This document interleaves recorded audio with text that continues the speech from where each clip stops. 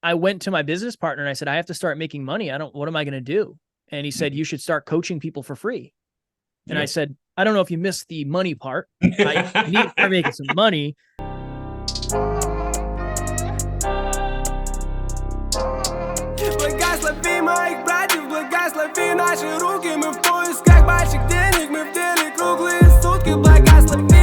Radio show, man. They everywhere. All right, y'all. Excuse me. We're tuning into another episode of Baked Out Radio Show. I'm your host, Andreas, and I have on Zoom with me another guest for y'all being brought to PodMed. So if anybody out there, you want to sign up for service, I can see the link and everything. But we have Mr. Kevin Palmieri. I said that right? You did. Strong work, my friend. See, I almost forgot it. But Kevin is the CFO, Chief Financial Operator, right? Yep. And founder and co-founder, co-host of Next Level University, which is a global top 100 self-improvement podcast with more than 1,400 episodes and over 850,000 listeners in 150 countries. Congratulations. Thank you, my friend. Thank you. I appreciate that. That is a podcast and a podcaster. I know that is a lot of work.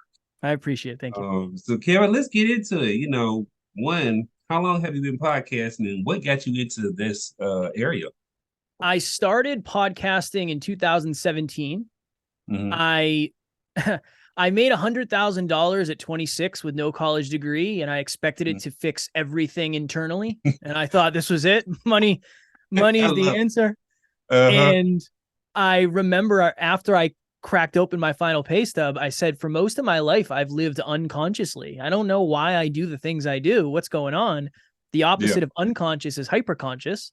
Yeah. So I started a podcast called the Hyperconscious Podcast in 2017. And I just wanted to have cool conversations with cool people. That was it. That was the inspiration at the time. But that started to transition because I ended up going through some mental health battles, and I ended up sitting on the edge of a bed contemplating suicide. So when I went through that, we kind of pivoted what we talked about a little bit from just self-improvement to let's talk about financial self-improvement. Let's talk about physical self-improvement. How do we become the best, most well-rounded versions of ourselves? So yeah, everything we've done has kind of come from pain, unfortunately, our own pain that we want to help other people avoid. Yeah, I can see that, because pain, we recognize things, right? Because if everything was just pleasure, we wouldn't change our behavior. For sure. And we wouldn't be able to experience pleasure and appreciate that without pain. Yes. So, I think they go hand in hand. So how did you feel about, putting your story out there? Like you said, contemplating suicide and things of that nature, having a high-paying job, sports car, your dream body, all this stuff, beautiful girlfriend, and then hit this rock bottom moment. I, at first, was nervous for sure, as I think most people are. But when you start having enough conversations with people, you realize everyone kind of has their own one of these moments. And I was of the belief from the very beginning that I'm going to get kisses on one cheek and I'm going to get punches on the other. And I'm in this for the kisses. I'm genuinely in this to help people. It's not about the money or the business or the success. That's not why I started this. So I was nervous at first, but when the open wound became a scar, it was a little bit easier to share. And I don't ever anticipate somebody reaching out and saying, oh my goodness, you're weak for this, or you're stupid for this, or whatever. Will it happen? I'm sure. But I believe more in the opportunity to impact than, whatever's going to come with it. I love it. I love this. So you're like an optimistic type of thinking person. I'm trying. When you've been pessimistic as long as I am, it just makes sense to try to switch it to the glass is half full, not half empty. Now it is. Yes. For most of my life, it was 3/4 empty. Was how it felt. I love it, but I love that you was able to get past that and create something of this magnitude. By the way, I love the background. Thank you. is it like painting on the wall, or is it actual some type of 3D where it sticks out? It is 3D wall art, and then I have a light over here, and then I have a light behind the picture of my family that gives us a little ambiance. Yeah, I love it. I love it, by the way. Thank you. So let's talk until, like, you're putting yourself out there. At what point did you know, like, your podcast and what you were doing would become a business? Probably 3.5 years in. Okay. It got to the point where, again, a lot of it was just from necessity. I was $35,000 in credit card debt. I had left my full-time job, so I was a full-time podcaster with no full-time results at all. And I went to my business partner and I said, I have to start making money. What am I going to do? And he said, you should start coaching people for free. And I said, I don't know if you missed the money part. I need to start making some money, is what I said. And he said, Kev, we're a self-improvement podcast. We're becoming a self-improvement company. You've never really coached before, so you kind of have to get your legs under you to figure out if you can actually do this. And that's when I saw proof of concept. I had 5 people who I coached every week for free for 8 weeks. And then at the end of the 8 weeks, I said, hey, my calendar is actually filling up somehow, believe it or not. I can't do this for free anymore. What do you think of $50 a call? And everybody said yes. So when that happened, I connected. If you talk about something on your podcast and you coach about the same thing, you can serve your audience at a deeper level. That is pretty much the way all businesses run, through adding value. So that's when it became somewhat clear. Yeah. So what were, like, some of the challenges that you faced, first off doing it? Imposter syndrome was huge. Who am I? I haven't gone to college. I'm not educated. Who am I to help people get better at life? That was a big one for sure. I didn't have a lot of confidence. I might come off as a confident human now, but I've just done this so many times that this is kind of, you've been able to build that skill set. Yeah, I've just put in a lot of reps, so that helps. But I struggled with confidence for the first 4 years, pretty much. I was really struggling with confidence. That was big. And then unfortunately, through growth, not everybody comes with you. Yeah. And I've had a lot of friendships that have changed, and I had relationships that didn't work. And that was a real challenge, is as you grow, if other people aren't growing at the same rate, there's some sort of resistance, and the rubber band can snap eventually. So that's been a really challenging piece of this whole thing. And there was definitely judgment along the way. Oh, you're a podcaster. What are you doing? What do you guys talk about? So those were definitely struggles for sure. Hey y'all, it's Andreas of Baked Out Radio Show, Baked Out Marketing. If you're trying to market your business on a budget, we got you covered. We got our Pick 2 or Pick 4 holiday special going on. You can pick from having an interview done, getting your business tagged, having a write-up on your business, a 31 Savage collaboration. You know, everybody loves a Savage. Having merchandise, brand collaboration opportunities, commercial inserted into our interviews, or guess what? If you don't have a commercial, we got you covered. 30 seconds, baby. All you gotta do, give us a call, 478-388-0208, or you can reach out via email, bankedoutradioshow@gmail.com. That's banked out with 2 T's, baby.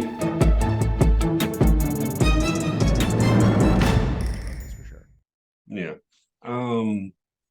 So with talking with, the initial meat of the conversation that y'all started with, right? The theme. What has it grown into? Because I know that, 1,400 episodes is a lot to talk about one common theme. I know it has to grow, and I didn't have the opportunity to, like, go deep into your podcast and your platform, but this is where we're going to, this is where this is going. Like, what other subject matter have you been able to bring to the table? And then also, how has your podcast elevated over the years? So our subject matter, believe it or not, is the same every single week. We say level up your life, love, health, and wealth. Okay. I like so that. Almost every week you're going to get an episode on something financial, something physical, mental, emotional, or spiritual health, and something relationship based. Almost every week. And we do an episode every day. So there's a lot going on behind the scenes to come up with quality content. Yes. And It's changed. I mean, it has changed in so many ways. We started doing 1 episode a week, then we went to 2, 3, 4, 5, 6, 7. Mm-hmm. For a time during COVID, we had a custom studio that we would go to. We had a studio that we had built, and it had 4 TVs and lights and all this amazing soundproofing. It was awesome. But it really has changed to the theme now of the podcast is only one small thing that we do. Because under that, there's so many other opportunities to serve the community, one-on-one coaching, group coaching. So it really went from we are going to be content creators who have a podcast to we are a business where we have a CEO, a CFO, a COO. Everything is coming together as a business would. So that's really been the biggest thing is we are not just a podcast anymore. We are a business that has a large team, and we're trying to have a large impact. That's what's up. So how do you balance the business responsibilities that you have as CFO, right? And the creation side? Like, because I know, you're at a point where I can imagine where you really have to, hammer out the management side of time, right? Because you can't be all the time creative, and you can't all the time be business. Right. So how do you balance that? I don't balance it well. I don't balance it well. I'm very regimented where today the alarm clock went off at 5. I got up, I did my mobility, I went to the gym. And then when I get back from the gym, I usually have like 4 hours from, let's say 7 to 11, where I am doing back office, finances, business stuff. 11 to 6, I'm doing this. I'm on camera all day. And then 6 to 9, I'm spending time with my wife. And then 9:30, I go to bed and then do the same thing the next day. So it's just segmented. The morning is business. The afternoon is service. And then night is recluse, refocus, re-energize, and then do the same thing tomorrow. It's just a regimented system at this point. So what about like holidays then? How do y'all schedule around that? We batch record. So Monday we'll hammer out 7. Okay. And then so Tuesday, Wednesday, Thursday, Friday, Saturday, Sunday, all the way up to next Monday is good. So yeah, we still drop our episodes on holidays. If I'm on vacation, I'll bring my equipment. If my business partner's traveling, he'll bring his equipment. But we try to take Monday. And you can't pay me to do a speech on Monday. You can't pay me for a coaching call on Monday. Monday is podcast recording day. So we try to batch all of our episodes.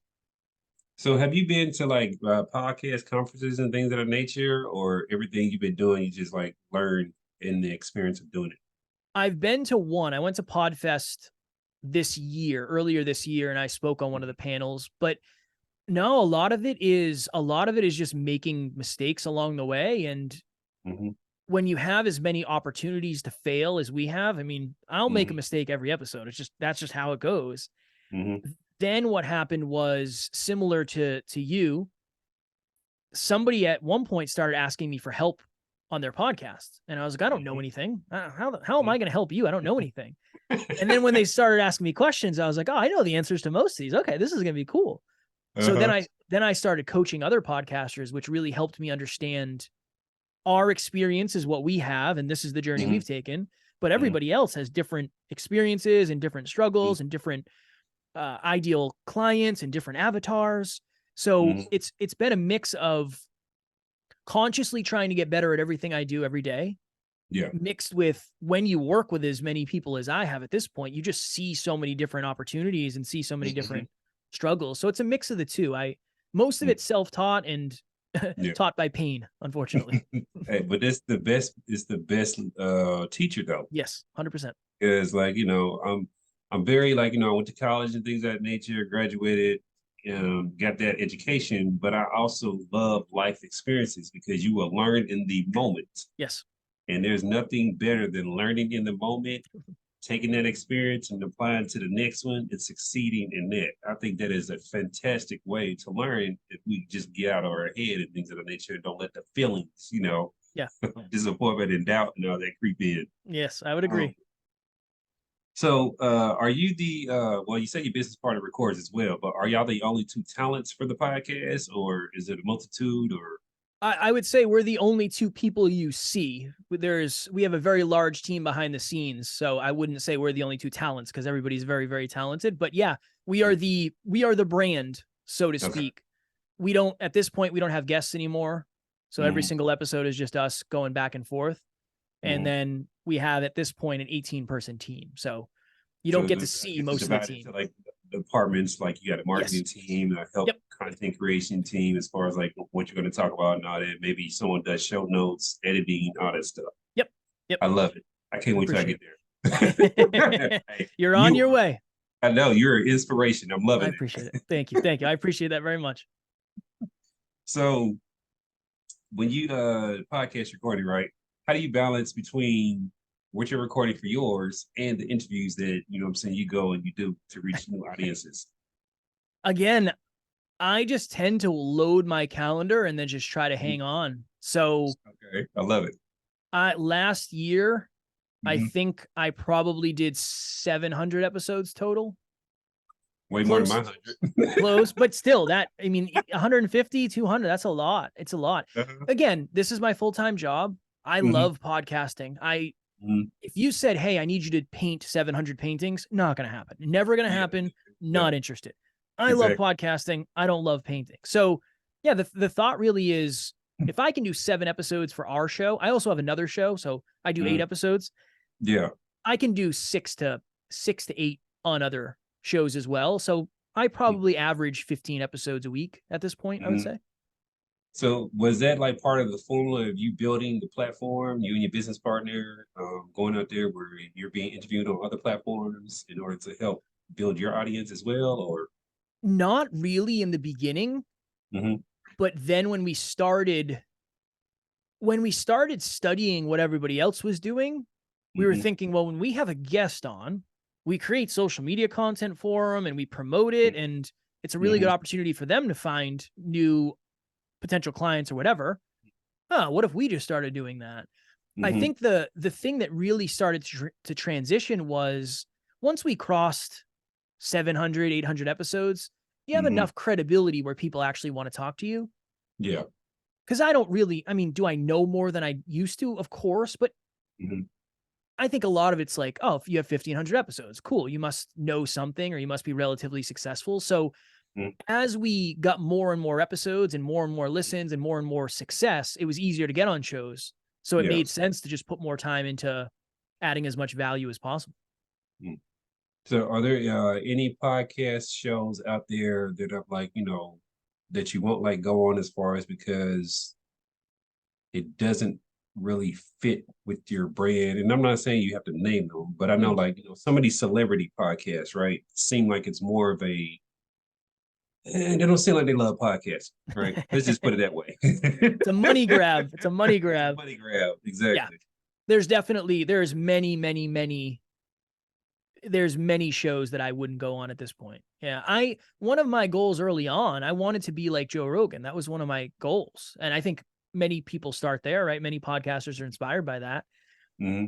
At this point, I don't know. If I get a call tomorrow, which is not going to happen, but if I did and they said, "Do you want to come on?" I don't know if it's as aligned as it used to be Yeah.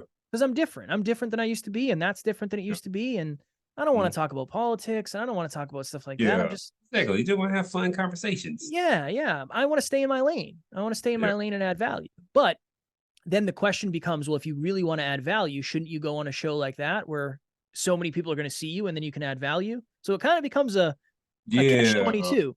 Yeah. But there's I, that, definitely shows that I am not mhm. interested in going on for sure. That's was it. Uh, so you've at this stage you've helped grow the podcast into a multi six-figure business. You recorded over well over 1,200 episodes. I think do you feel nowadays, because I feel like podcasting is like a hot topic now, right? Yeah. I think a few years ago it wasn't as hot as it is now. Do you feel people are like jumping into it because they see the Rogan deals or all these celebrities getting these sponsorships and endorsements and stuff like that, and don't understand that you have to build the business the way that you did in order to get to those six-figure levels? Yeah, COVID was another big jump. A lot of people started podcasts during COVID because they had time. They were at home. They might have been bored and they might have had the time to finally try something they wanted to. So that was a big boost in people starting podcasts. I think a lot of us fall victim to understanding or the misunderstanding that the mechanism does not create the success. So podcasting is a mechanism. Just like a social media channel is, YouTube, a blog, being an author, those are all mechanisms. The mechanism does not create the result. It's the person who's running the mechanism inside the mechanism. So unfortunately, yeah, I think a lot of people have a misunderstanding of how it all works and they think it'll be easy because it is the sexy thing. Yeah. They jump in and then unfortunately that's why the pod fade starts anywhere from 7 to 21 episodes. That's usually where the majority of podcasts fall off, unfortunately. So yeah, but I think the lower the barrier to entry, the higher the failure rate. Yeah. Right. At this point, you can podcast on your phone. Zoom is super easy. It's $15 a month. You can get going pretty easy, but it's not about how easy it is to start. It's about how challenging it is to maintain. And I think that's just a common misconception. Oh yeah, I see that all the time. Okay, so what are some things when you started that you learned along the way that you necessarily didn't know? What was like, oh, okay, I didn't really know it was like that. Oh man. I thought success was going to make life easier. Okay. No. That's not the way it goes. It's the more opportunity you get, the more opportunity for overwhelm you get if you continue running the system. So that's been one. I never understood, really, I never understood how many people had such amazing adversities that they had to overcome to get to where they are today. I never got that until we started interviewing people and it was like, this person was homeless and this person was assaulted and this person was this and this and this. And it's like, is it just because we're talking to certain people or does everybody have a story like that? And that's I something. that everybody has a story. Same. I feel it in my heart. Yeah, same. I never knew that. I thought I had my story and that was, everybody had something, but I didn't realize the massive adversity that many people have dealt with. I didn't understand. And then I didn't realize how important putting in the reps were. It's humbling. We're going to record our 1500th episode next week. And I don't know how we got here often. It's just like, it seems like it took forever, but it also seems like it happened pretty quickly. But I never understood how much a human being could change in terms of, I wasn't a good speaker and I wasn't a confident podcaster. I didn't want to do any of that. And now I love this. So yeah, human beings are capable of such drastic changes, but it starts with saying, I kind of suck at what I'm doing right now. Hopefully I can do it long enough to actually look back and say I got good at it. So would you put yourself in the realm of like you're a podcaster expert now, or because I'm like you put in the work, and they say what is it, 10,000 hours? You're an expert. That's what they say. Yeah, 1,500 episode is not 1,500 hours. It's way more than that. Definitely. And behind the scenes, and I probably have 3,000 hours of coaching podcasters too. I don't know. Do I think I'm an expert? I think I know a lot. There's a lot of problems that people have that I probably have valuable answers to. That would be as far as I would push it. But I'm trying to get better every day and I'm trying to learn as much as I can. And there's a lot of stuff that I don't know that I need to, but I like to put myself up there. I've studied the industry a lot. Yeah. Okay. So where do you see the industry going then? As far as like, what do you think it's in this immediate future within like the next 2 years?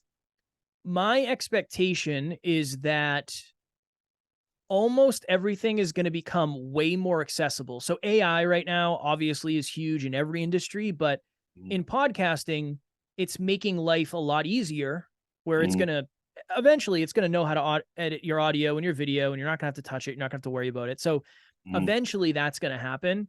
I think that we're really understanding now the importance of video, not just for YouTube, but Spotify has a video player.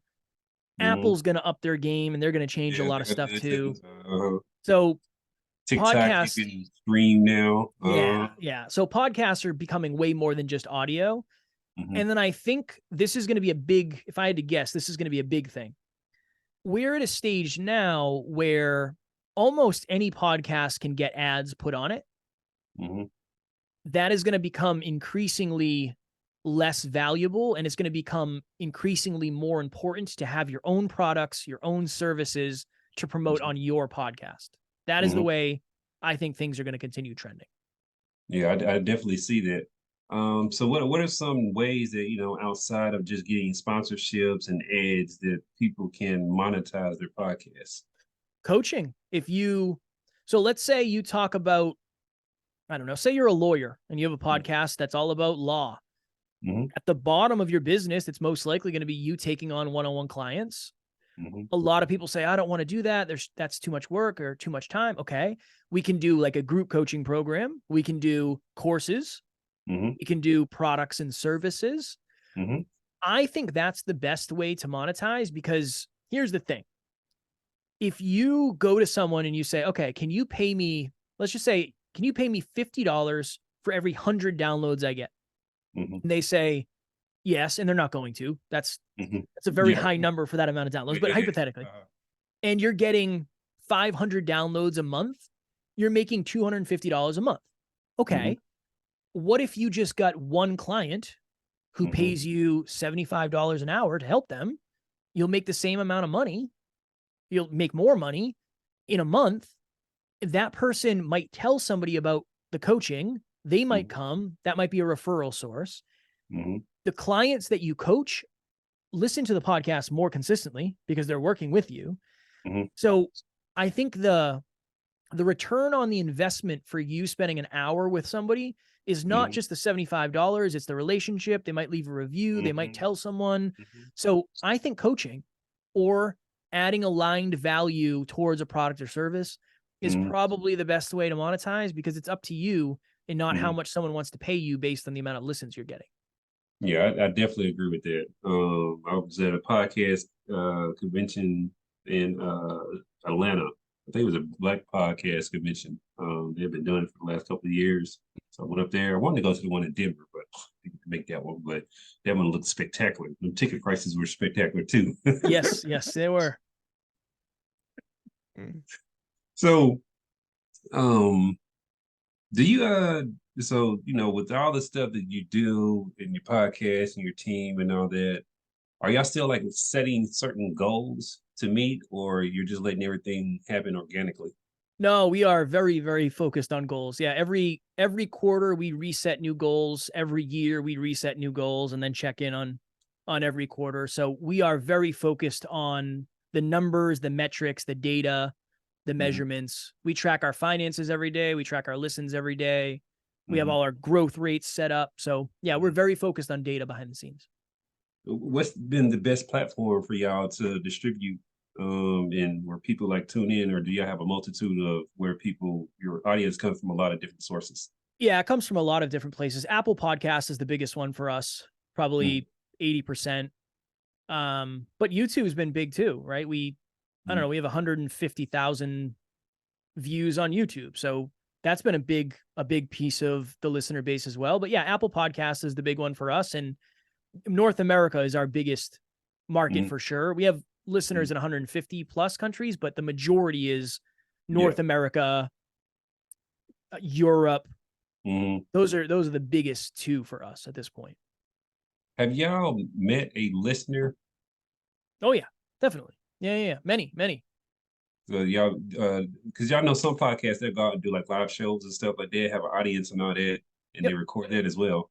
So I was wondering if y'all like ran into like listeners and stuff, and them being able to, because people, when it's audio, people start to remember your voice and stuff like that. Yeah. We host a live event every year. Okay. So we see a lot of our amazing community members there, and we've co-hosted events in the past in Florida. So we've met many of our amazing community members. I was in the supermarket one time and some guy walked up to me. He was like, are you Kevin? And I said, I might be. Why? Why are you asking? And he said, oh, I listen to your podcast. I love it. I was like, oh, okay, cool. Let me put back these, what was I getting? Let me throw back these pigs in a blanket right now so you don't see me buying these things, lose all credibility. I love it, because, sometimes we don't think that, people will recognize us and stuff like that. And then like you said, when you're in the supermarket or something, you're just being an average person at the time. You're not thinking about you put in all this work, you get all this branding recognition that people will actually walk up to you like, hey, I know you. Are you such and such? But I'm It was sure very strange. Yes, exactly. It's a strange feeling. I've gotten it quite a few times because like I started off with the audio, but then I just went to video and all my stuff. Like my biggest platform right now is Facebook. People like to tune into the Facebook page and stuff Nice. like that and watch the videos. So, and I have all the graphics and stuff rolling through them and things of that nature that coincide with what we're talking about and stuff like that. But people recognize because I put the the logo out there and stuff like that. So then they'll see me and they'll just be looking at me. Like, oh yeah. I was like, oh my goodness. I'm like, can I pump gas? I'm like, come on. I'm not doing celebrity. Yeah, I'm not doing it for that though. You know what I'm saying? I'm just doing it because I like to help people, give them like I started my platform because I wanted to give people the opportunity to be heard who would necessarily get those opportunities. So it started with like independent artists, and I ran through all that because I did music and all that stuff. And then I started doing businesses and basically anybody doing great things in the community who wouldn't necessarily get that recognition. Because even with the news, I've gotten so big to where the news will grab some of my guests and put them on the news after they've been on my platform. And I'm like, hey, it's like a little flattering, but at the same time, you don't want to partner with me? Okay, right. Whatever. Yeah, kick some of that news money over here. Exactly. Because I did the breakdown of the person and branding them to a certain level. But what are some pitfalls or things that people don't realize when they get into the industry? Oh, you're probably not going to make money for at least a year, most likely. That it's very hard to build demand. It's just like any other business where having a podcast is great and it's great to practice and get your voice out there and it's great to help you market. But what you do before the podcast, aka on social media, and after the podcast, where do people go? That's just as important as the podcast itself. That's the common pitfall is the podcast is all I need to do and then clients will come to me. No, it's not. It doesn't work that way. Almost nothing does. It's just another business that. And then I think people expect to be able to get a certain level of guest pretty quickly. And I don't know, maybe it's just lack of awareness. People are very busy now and getting on podcasts is easier than it's ever been. So it's very hard to get high level guests unless you know people. They're always going through, okay, how many listeners do you have? Is it worth an hour of my time? What am I going to get in reward? So that's always a big thing.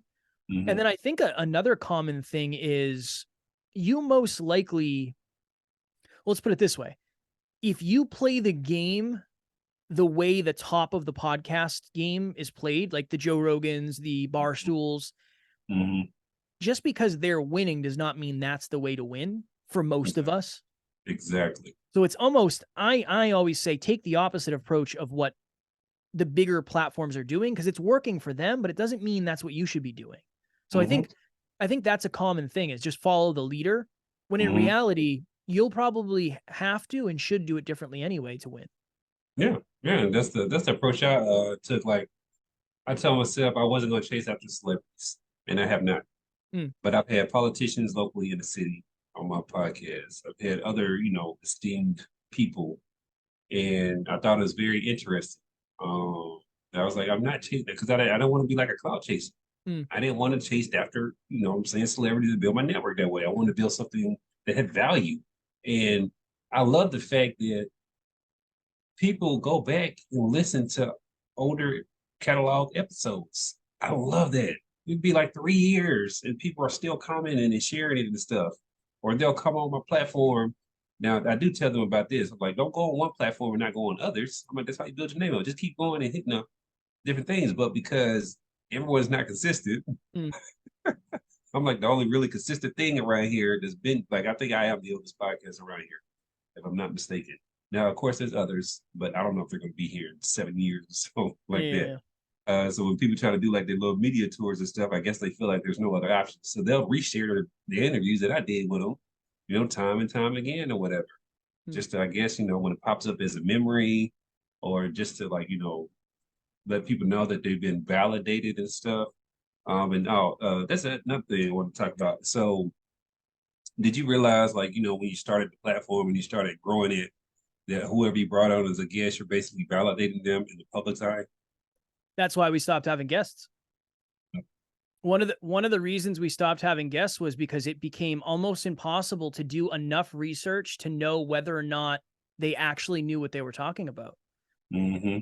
And I had somebody call me out on that. They said, it's not your job to make sure the guest is aligned. And I said, of course it is. This is my plan. Of course it's my job. I'm the host. It's my job to add value to our community. Mm-hmm. And it got to the point where people were saying stuff that was like, that's not real. That it's not, what you're saying is not real. That's not how you actually achieve success. I know that's what you think worked for you, but that's not sustainable for other people. So yeah, we got to the point where we understood that so well that we said, we're not going to have guests anymore, because the last thing I need is a guest giving someone a bad piece of advice that just isn't applicable for them. That happened more than once, for sure.